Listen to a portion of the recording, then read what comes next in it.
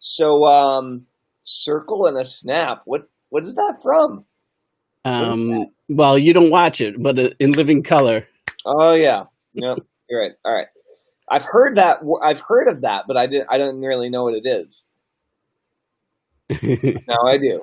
Now I Yes, you do. do. And so does the Spectre. The Spectre. So shows you how much I know or don't know. This guy's very not well known. He's old school, glows in the dark. Very he's a ghost. He's a dead superhero. And and he just floats around like messing with people. It's good. It's good. Like trying to give. Yeah, he's kind of a vengeful ghost, vengeful superhero ghost. It's kind of funny. Oh yeah. Um, so let's talk about zero factors. Okay. So we're talking about what's stopping the growth, what's stopping the momentum of your business. But what do you mean by zero factor? What is that all about? What is that all about? What is that all about? What I mean by zero factor is like anything multiplied by zero equals zero. And it's been my observation that whatever you might be working on, there usually is some core zero factor that you can tie it back to, whether it's in building a business or whatever, that if you don't fix that, then everything else that you do on top of it or different to try to solve for the problem isn't going to work anyway. You know what I mean? Mm-hmm. Sup, whoever's saying sup. Zero. And it's been my John from Sorry about that. Had a little feedback loop going on. It's John Romello John over in Art of Email Marketing. John So Romello. yeah, so here's the easiest way that I can describe the zero factor I like to give like examples. Like, have you ever painted over rust? You know, like if you take this and you just take some great old Rust-Oleum spray paint here and you shake it up and you paint on it. Do you know what happens? I used to have to paint dumpsters and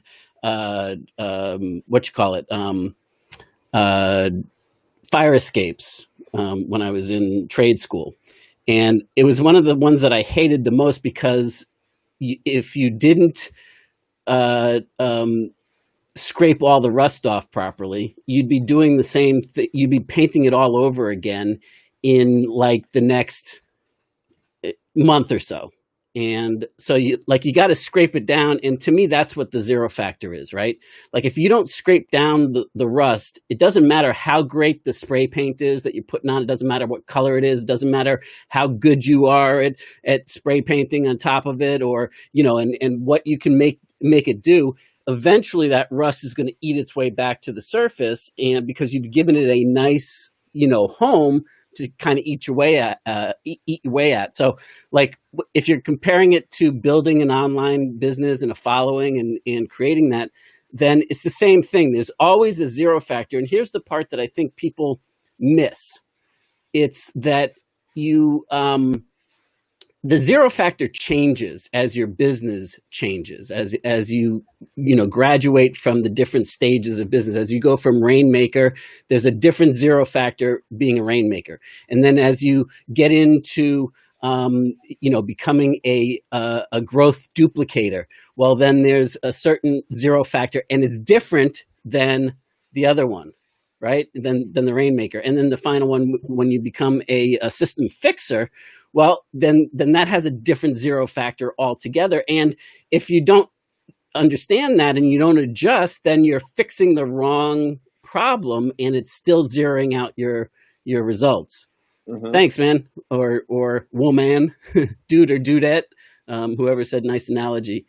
So and it works. Frankly, it works the same thing with building an engaged online following, right? I mean, like there's a zero factor, like the 7 stages of the A to A process. If you don't handle one of the early stages, then trying to sell, forget about it. That's why it's so expensive to make that first sale. If you don't build relationship earlier on, and each stage of the 7 levels of building a trusted advisor type relationship, each of those stages end up uh, being dependent on the last one, right? So, And go ahead. well, let me ask you about this. So we got the ADA process, the asshole to advisor process, right?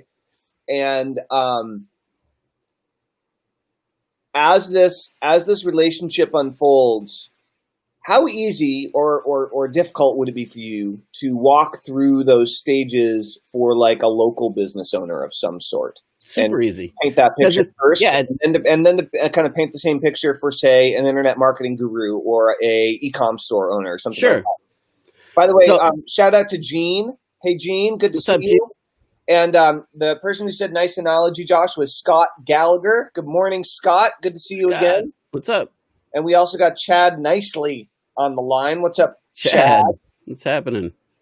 Cool. All right. So yeah, maybe could you walk us through with, like, I don't know, a dentist. No, we've already used dentist. Let's do something different. Let's do.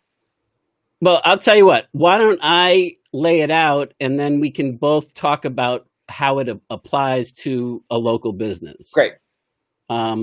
So basically, it's just the process of building relationship, right? Of going from complete stranger, and it's all about the conversations that are going on inside the head of that stranger and what they're telling themselves, that narrative that you're entering into. And unfortunately, what a lot of people do is that they assume that what you're already thinking is that they already know everything about you. They're already engaged. They're already, and they don't enter the conversation that they're mentally having with themselves about you, the narrative that they have about you. And so what the ADA process is, the way that I've laid it out, is the mental themes narrative of going from that complete stranger to trusted advisor, the Oprah effect, so to speak, and doing it in a deliberate fashion. So in the case of the reason why I start with level 1 being you're an asshole is because it's visceral. And I don't mean the customer's an asshole. I mean, they are thinking of us as an asshole. Right? Like, get away from me, and their whole thought in that process is you're taking up my time. And, I can't even stop to listen to you right now because you're danger, Will Robinson, danger. You know what I mean? And so the way that this would apply in, say, a local business, let's say somebody walks into the store for the first time, doesn't know where anything is, and the salesperson comes right up and says, what can I get you today? You really want to buy this, right? And all this, the stranger is going, screw this, like I'm out. And so they push back on that.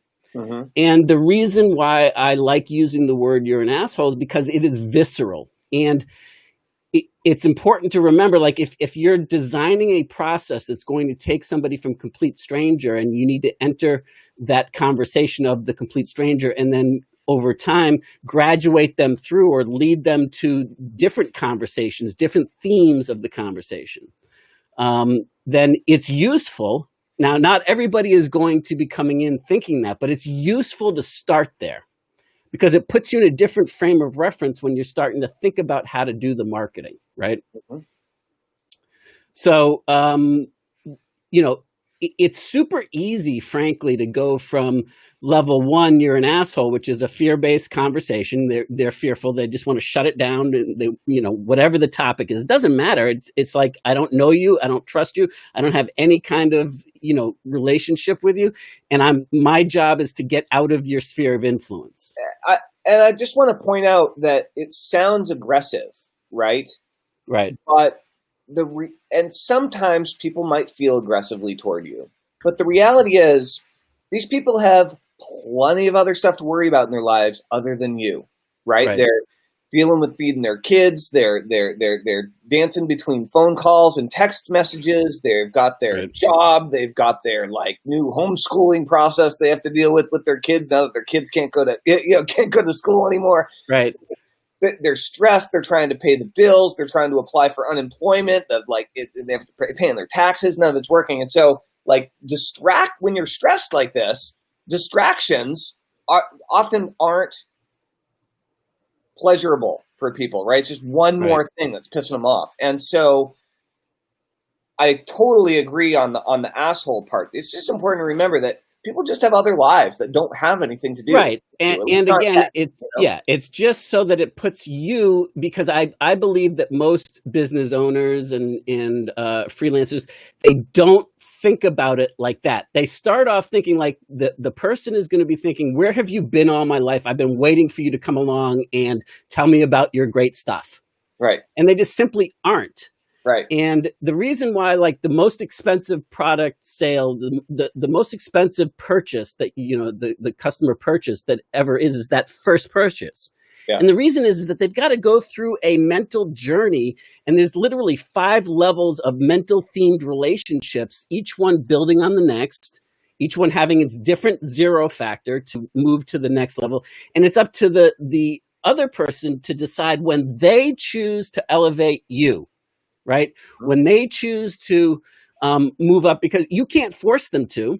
Right. And so if it takes all the way to a level 5 conversation before somebody purchases the first time, sometimes depending on who that person is, depending on where they're coming in from, depending on, just what their belief systems hold, they move through that rapidly, and they never ever really think of you as an asshole. But it's useful still, I believe, to think about these when you're starting to mold a process, because if you can do that, to take somebody that's mentally thinking about you as an asshole, and you can move them strategically through a process that builds relationship with them and turns them into becoming your Oprah, where you become their Oprah effect, and you can do it deliberately. Well, now you have a system that will work with paid advertising and will be consistent, that you can control the tap and dial it up and dial it down. Mm-hmm.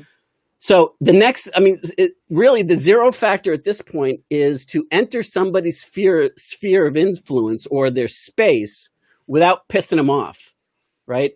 So it's just like to become familiar to them. So like we're doing with these live streams, right? Where we're showing up in the newsfeed, those people, they see us again and again. It's a low pressure thing. And hopefully, they see some insights and maybe they stick around and they see us, and it's up to them to move forward or not. Then the next stage.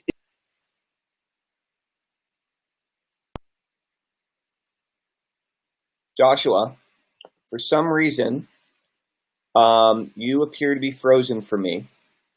I am going to disconnect you, and hopefully you can hear me. You still appear to be frozen. So why don't you try disconnecting and then coming back in?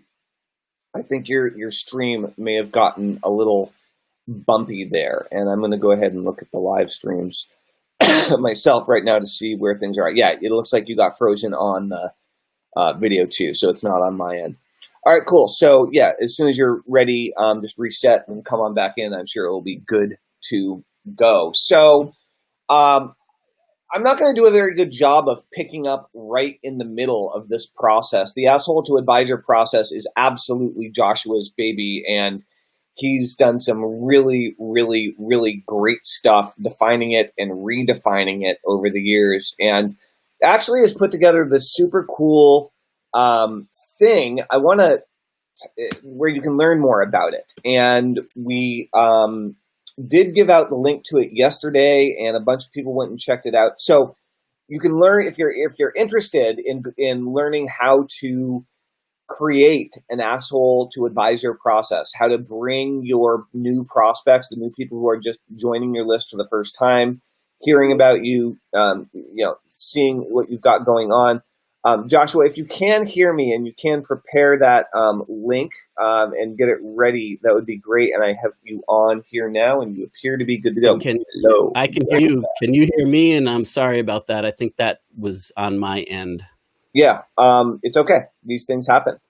So I was just telling people a little bit about the Asshole to Advisor process link and the report that you put together. If you can... where do you want it? Why don't you just give that link to me in Messenger, and then I will go and push it out while you continue to talk about the... Messenger being Facebook Messenger, or can I give it to you over text? Yeah, text is fine, yeah. Sorry, all these forms of communication are getting blurry. Sooner or later, they'll like come back down to one again, I hope. But man, Yeah. like so many channels to connect with people. It's really weird. All right, so are you able to pick up where you left off? Sure. Going through the process. Provided I'm not frozen. Yeah. You are currently thawed. Thawed. Okay, cool. Yeah. So, I mean, like once you enter their sphere of influence in their space without them being defensive, then they just breed a little bit of familiarity. And if you compare it to like the dog whisperer, he talked about, Cesar Millan talked about when you introduce yourself to a dog, no touch, no talk, no eye contact. And so all you're trying to do is let them become comfortable around you. And then they automatically become more at ease. And they almost always automatically elevate to the next level of conversation, which is you're a pest. Softer, but a pest. And the job of the pest is now you're interrupting me, but there's something here and I want to, just let's back off. And then the next one is still a fear-based conversation that they're having, but you're on probation, which is like, hey, you said something that intrigued me, but I really don't trust you. I don't, like I'm on guard. And really what I'm saying to you is that hurry up and confirm what I truly believe about you so that I can go back to thinking about you as a pest or as an a-hole. So that I can justify my decision already. Then the next one is, hey, you're like me, like we're similar people. And, this is where people also screw up, right? Where they think that the steps to a sale is, well, in order to make a sale, they've got to know, like, and trust you. Well, yeah, but there's a fourth element there, know, like, and trust, but there's another one vital to it. And so like the comparison that I always like to talk about is that the you're like me concept is it opens people up to be, yeah, like I thought the same way and I feel the same way. But that doesn't necessarily mean that I'm going to follow your recommendations yet. But I'm open to hearing more. I'm open to the communication of, expanding and seeing where it goes from here type thing. Right. So the thing to keep track of is the fifth stage, which is you're an authority.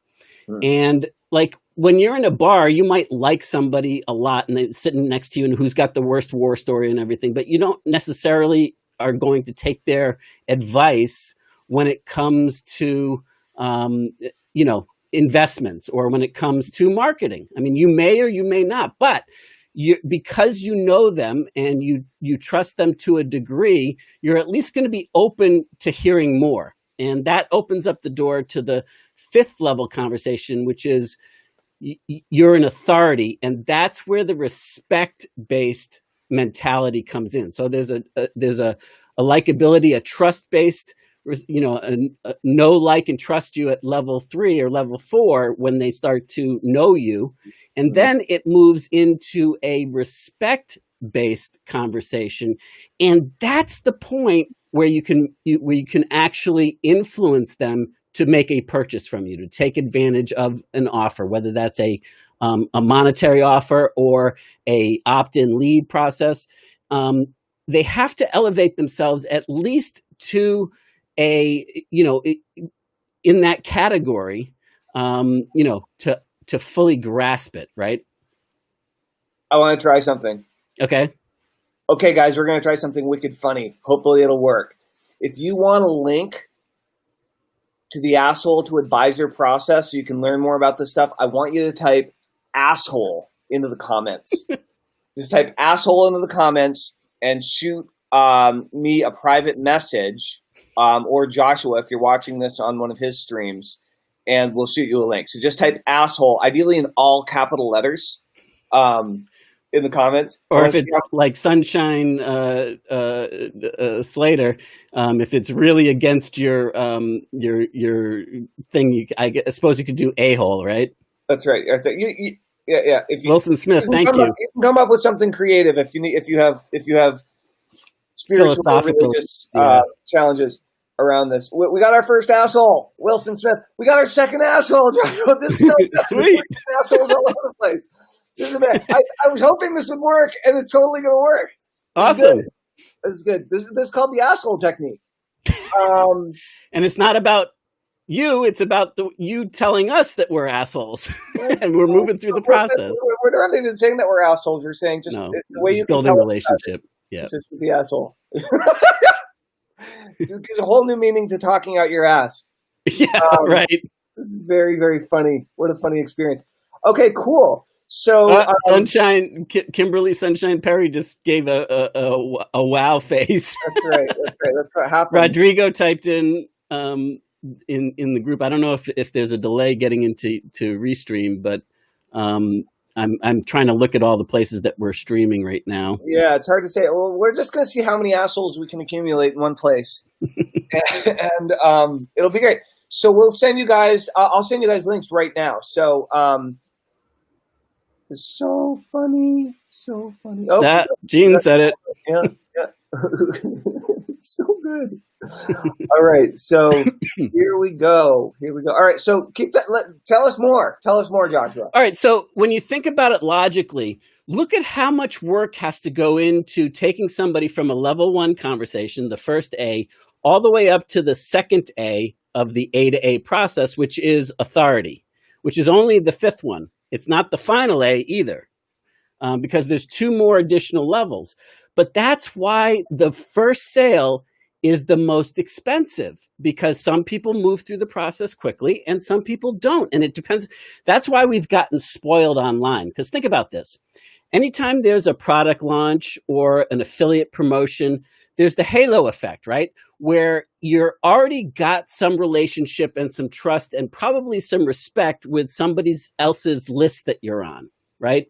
And when Telman says, hey, you got to go check out Joshua's stuff, then because he's already gone through at least the first 5 levels with you, and there's some authority where there's some respect for what he's sharing with you, then I can borrow that immediately, and you come in at a level 5 conversation.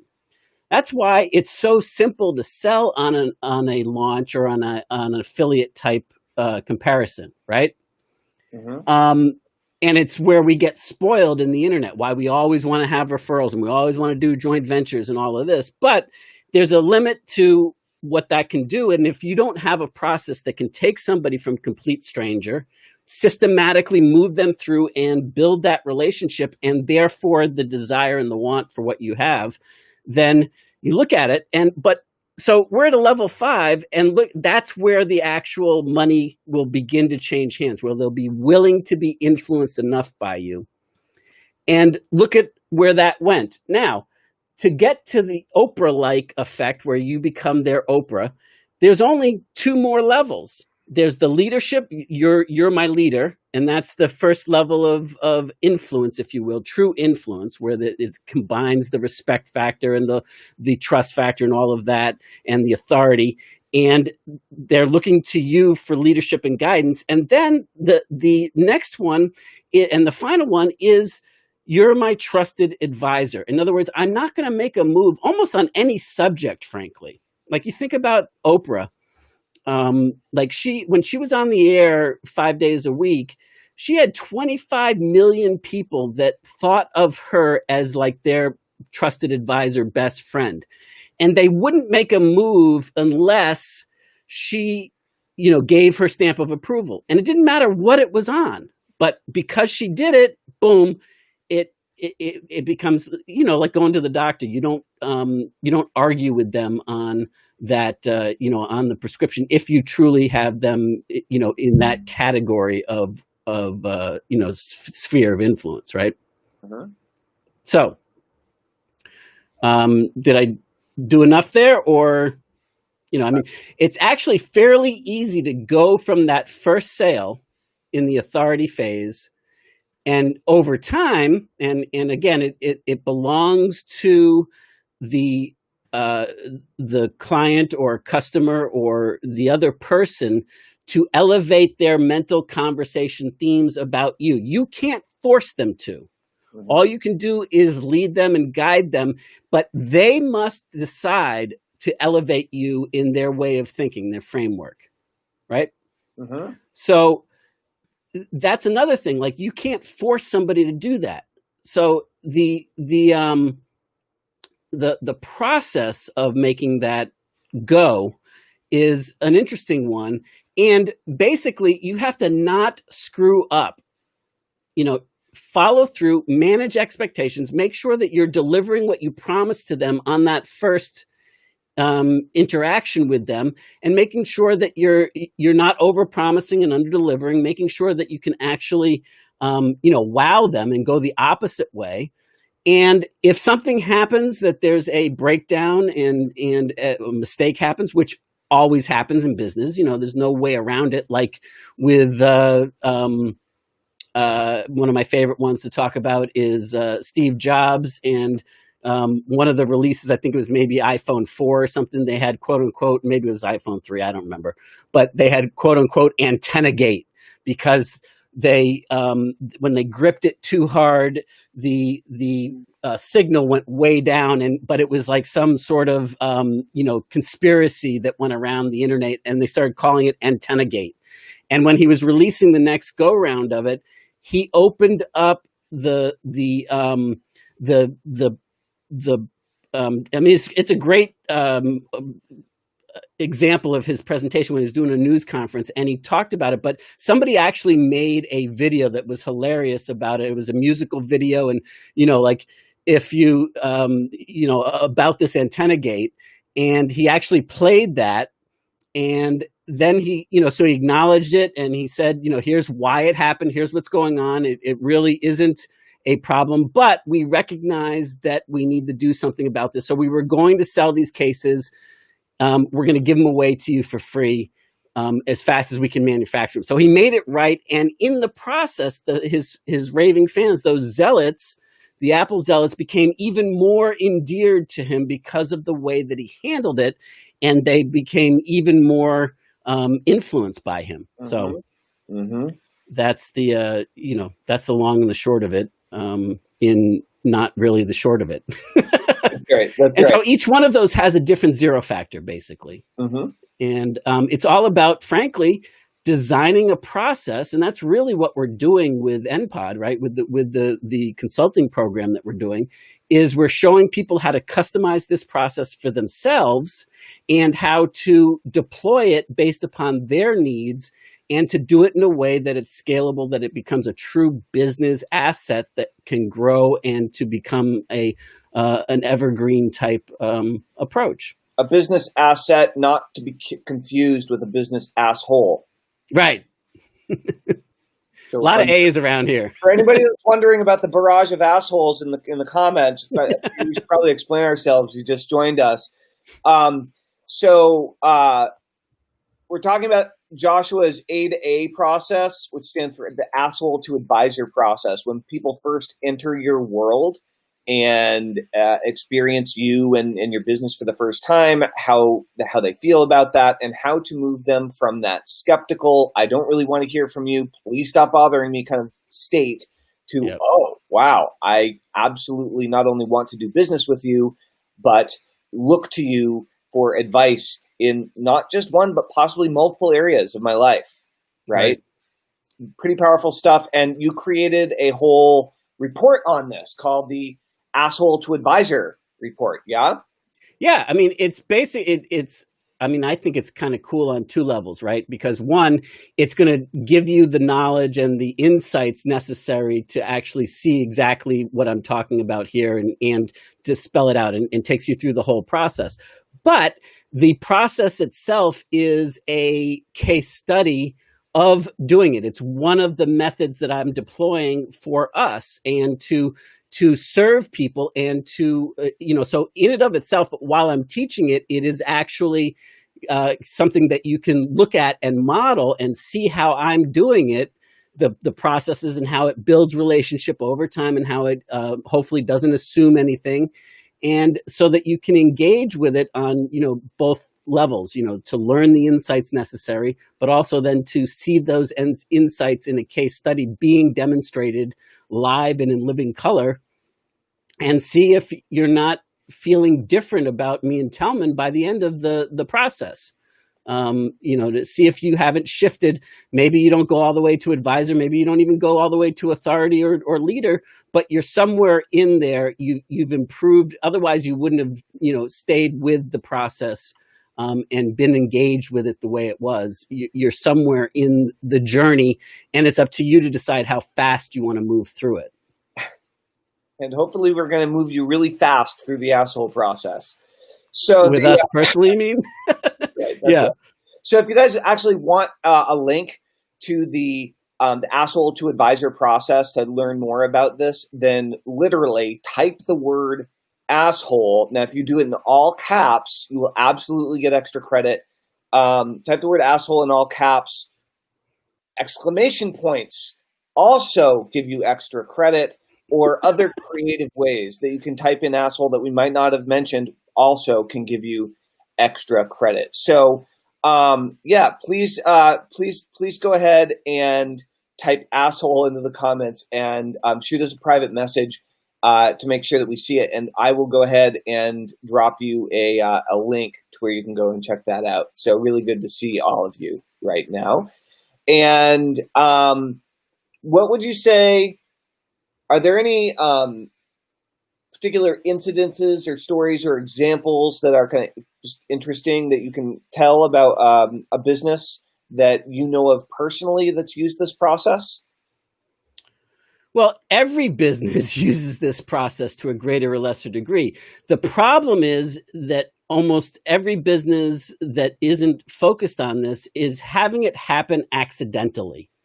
And so what ends up happening is that, we've heard the term hyper-responsive. This is a way that you build hyper-responsiveness into your customer base intentionally, by design, rather than letting it unfold by default. Now, if you don't do anything like this and design it into your process, your hyper-responsives, those people that drink the Kool-Aid, those people that love everything that you do, and they say, here's my credit card, just put it on file, and anytime you come up with something new, I want it, I'm in, let's do this, let's rock.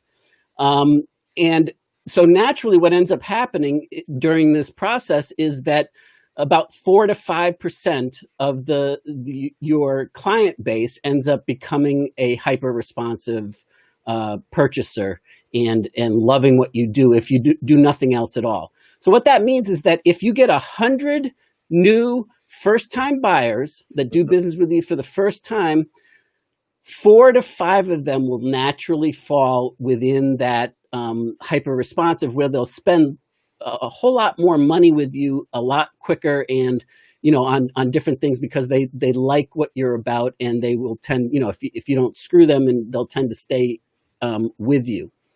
However, what is possible is when you hear about people like Andre Chaperone or Telman or myself or anybody that gets really incredible response rates when they send an email, and they don't just get like a 2% conversion rate, but they get like the earnings per click are off the charts. The craziness of it's like $25 earnings per click, or they get, they send out to a 200 person sub list, and they make, $30,000 or $40,000 from that, 200 those types of conversions.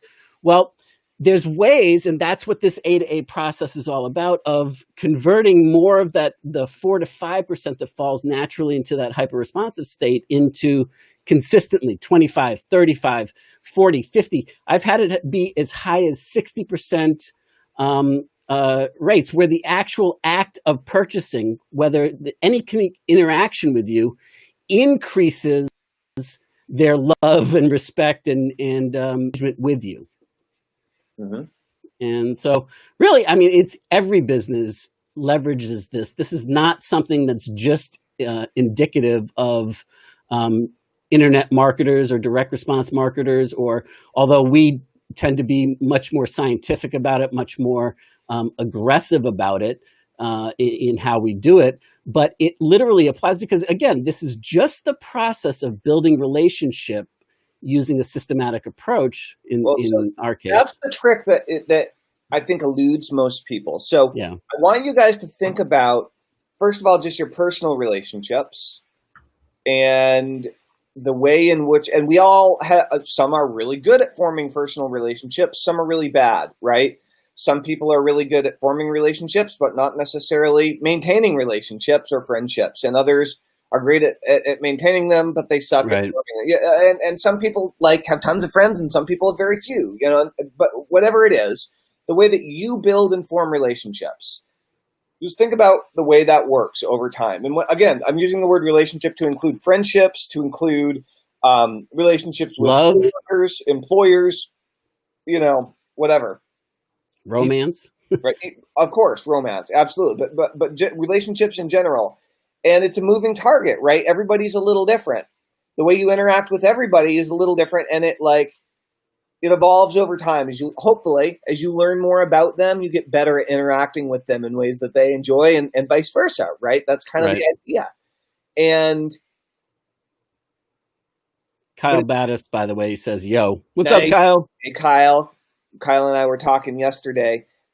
And the interesting thing that happens is you kind of have to play it a little bit differently, or whether it's conscious or unconscious, the way that your relationship with everybody unfolds is a little bit different each time. But what happens is there are certain patterns in terms of how you personally try to form relationships with new people, right? Do you say nice? Do you give them compliments? Do you ask them if they want to hang out? Do you give them gifts? Do you just spend time with them? What do you do? And so when you create an automated process, especially the first time, it can feel a little bit weird, especially when you're talking about creating an automated process to build a relationship for your business. Because a business relationship is significantly different in some key ways than a personal relationship. Right. Right. So when we say in an automated way, the simplest way to think about this is an automated email sequence. Okay. Correct. Just an autoresponder sequence. There are obviously other ways to automate communications now, whether it's through chatbots, whether it's through automated text messages, whether it's through what you were looking at the other day, just with units inside of a Facebook group for delivering sequenced content, whether it's dripped content in a course, like a Kajabi course with a dripped content function. They're all options. Right. But Chad Nicely has one of those, by the way. Everlesson. Great cool. Unfolding process. Anyway, sorry. I just remembered you said hi to Chad in the beginning. And, so the idea here is that there are lots of different ways you can systemize the process. It could be a series of videos that they watch. It could be, a series of web pages and a series of emails. I mean, whatever it is, but it's a sequenced process of communication. What are some types of communications for the types of people that are following us? Email marketers, direct response marketers in a variety of niches. What are some types of emails or types of communications that they can work into their sequences that help to bond that connection? Well, we're doing it right now. Live streams, Facebook groups could be a deeper level. The live streams is a great way to connect, and it's awesome right now. And we're able to syndicate across multiple platforms at the same time. And I mean, it's pretty amazing to think about that as part of your process. Basically, it's about having a systematic approach and a design, designed into your process that really truly meets people where they're at and allows them to move as fast as they want to move, through that journey on themselves. So, live streams, yes. Groups, yes. Having subscribe to the YouTube channel. Yes. Moving them from YouTube channel, from the groups, from the live streams into your email list, in my opinion, is not even an option. It's a must. The only thing that is optional is when they move over there. Like, some people are ready to move very quickly and some people aren't. And you want them to be communicating and being able to build that relationship wherever they're most comfortable until they say, yes, I'm now ready to, join your list, to be a part of, to deepen that relationship. And I believe it's really critical on a number of levels. One, it deepens the relationship. Anytime you can move somebody, let's say, for example, you use the model where you do a live stream and you invite them to your list. Kind of similar to what we're doing right now, right? That's Where right. we're giving them great value and taking them to the case study, which, by the way, it's not a forced opt-in that you don't get to see anything prior to it. There's 3 elements, 3 web pages part of the process before it even moves to an opt-in, where if you're not interested in it, you're not going to proceed further.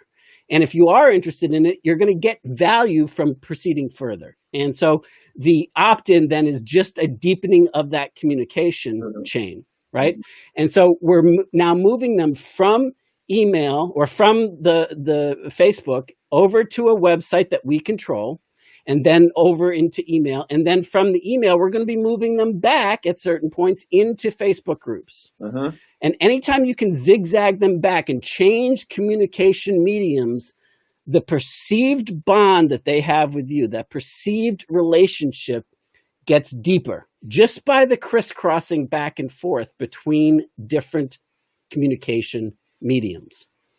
And so you can really start to move through rapidly by tic-tacking, so to speak, between your live streams into your websites with different articles or videos on your YouTube channel or whatever, and you're moving them through different mediums. Even if the same content is available on your Facebook profile or in a Facebook group, certain people behave differently, even though they might be friends with you on both in parts of your circle in both areas. They will behave differently in different platforms, right? And so the more that you can move them back and forth between different communication mediums, the deeper they feel with that communication and that relationship and that bond then unfolds. Yeah, it's like when you're out and about and you bump into the same person 3 different times throughout the day when you're doing errands or whatever, and it seems like randomly, but you're just on the same track or on the same path. Well, and it's like what the power of the product launch, when everybody is promoting it, you see it everywhere, and everybody and their mother is emailing about it and promoting it, and it's the hot thing on the block. So everywhere you go, it's permeated. And the people that know how to do retargeting and that are literally everywhere you go, you see it again and again and again and again. That's right. So it's the same thing here but you're doing it by design. And unlike the launch process, it's not a one and done situation. It's an ongoing scalable asset that you can truly control the dial on your business. Yeah. Very, very cool stuff. So we were talking about live streaming and how you can use live streaming as a way of connecting with your audience. And one of the best parts about live streaming with the way it works right now, and every platform's a little different, we're live streaming primarily on Facebook. We're simultaneously live streaming on YouTube. There are about 30 other channels that we're going to be adding on here in the next couple weeks or couple months, I suspect. And we should point out that we're live streaming on multiple Facebook channels. Like I'm on my personal profile. Tomlin's on his personal profile. We're in the Art of Email Marketing group. And we're on each of our YouTube channels simultaneously. So we're getting the exposure and we're getting reach and able to build relationship in multiple lines in the water, so to speak. The other thing is that you can see us actively interacting in real time on these videos with you guys. And so, for example, when you talked about live streaming, I noticed that Lisa, I think it's Kunachik is the way you pronounce your last name, jumped on, and she is the woman that does the breast enlargement stuff. You might remember from right. Yeah. And she's been cooking. Nice. She's been live streaming every day. She joined 99 Days, and she's been live streaming every day for at least like 40 or some odd Nice. days. I think she doesn't even know what day she's on, which is great. And she's just been going for it. So Lisa, what she says, I asked her what day is she on? She said, no idea. Decided to just do it every day. It's so awesome. I'm curious, why? Why did you decide to do it every day, and what have you gotten out of it, either personally or business-wise, starting to live stream every day? So while Lisa is hopefully she's answering that question, the interesting thing here is, okay, so guys, we created this group called 99 Days, free Facebook group you can join, and it encourages you and teaches you how to start doing one activity every day for 99 days to improve your life or your business. And so if there's an area of your life or an area of your business you want to improve on, which most of us have, I would think, then this gives you a structure and a community to do it, and it's free. And so what we found is, and I learned this, and I think, Joshua, I think you learned this too through Joe Polish. I'm sure he learned it from someone else, which is the idea that everything which is tracked improves. So when you do something and you track it, you keep track of your progress. Right. That it's going to make it improve because you're giving it mind share, you're giving it conscious awareness, you're putting conscious effort and energy into improving your results right. when you practice. And then everything tracked and reported on improves exponentially. For sure. Okay. And even more importantly, everything tracked and reported on publicly, which makes it even more real. So accountability, baby. So we took this idea and we wrapped it up into one Facebook group, and it's working really, really, really well. Lisa's one of our users. And so what you do is most people are choosing to live stream every day as their media, as the way of tracking and recording and reporting on their daily live stream or their daily thing. And the daily thing for a lot of people is, I'm going to do a live stream for my market, promoting my business, for my niche, and adding value and promoting my business so I can grow my email list and make more money and all this kind of stuff. Right, right. And so we've had, let's see, who's done a really great job. So Lisa has been going for, I don't know, a few months. Jacqueline has been kicking, like rocking it, by the way. Jacqueline, our spoon bending queen, she runs PK parties, which are psychokinesis parties where you learn how to bend silverware. And I've been seeing her everywhere in my feed. Every time I log on, and granted it's not as often as most people, but every time I log on, I see Jacqueline in every time. Talk about, permeation. She's reaching me for sure. Have you noticed how the quality of her videos in the last few days, how it she looks awesome. Better, the set is better, the sound is better, everything is better.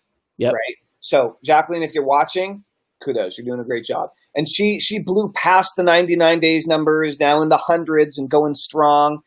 It's become a habit, a habitual habit. That's right. Simon Headley was doing it on YouTube, and hopefully he's switching over to Facebook. I really think Facebook, for a lot of people that are starting out, it seems you can get a lot more traction with live streaming so far. Well, it's a different dynamic, right? It's a different ecosystem. That's right. I don't think one's better than the other, but you've got to understand the differences of the nuances between the two. I mean, right now I'm doing this because we can, right? I'm streaming it on YouTube, and I don't have many subscribers. I haven't focused in on building my subscriber base on YouTube yet. But I want the content there so that it can get indexed, so that they can create the transcripts of it, so that, for the closed captioning.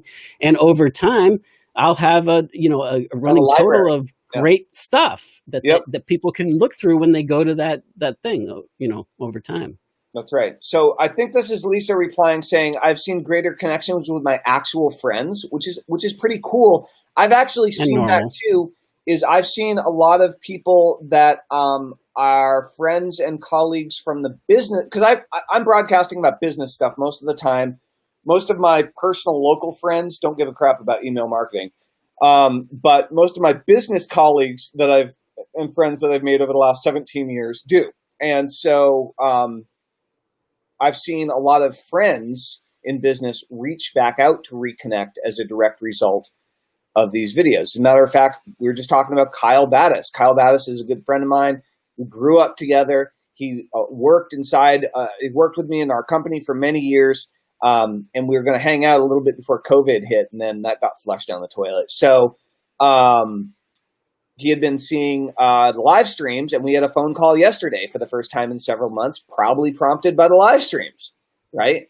So that's pretty cool. That's pretty cool. Have you seen any growth in your business? I'm very curious. Any growth in your business? So if you guys are interested in jump-starting not only a new traffic source for your business, what's up?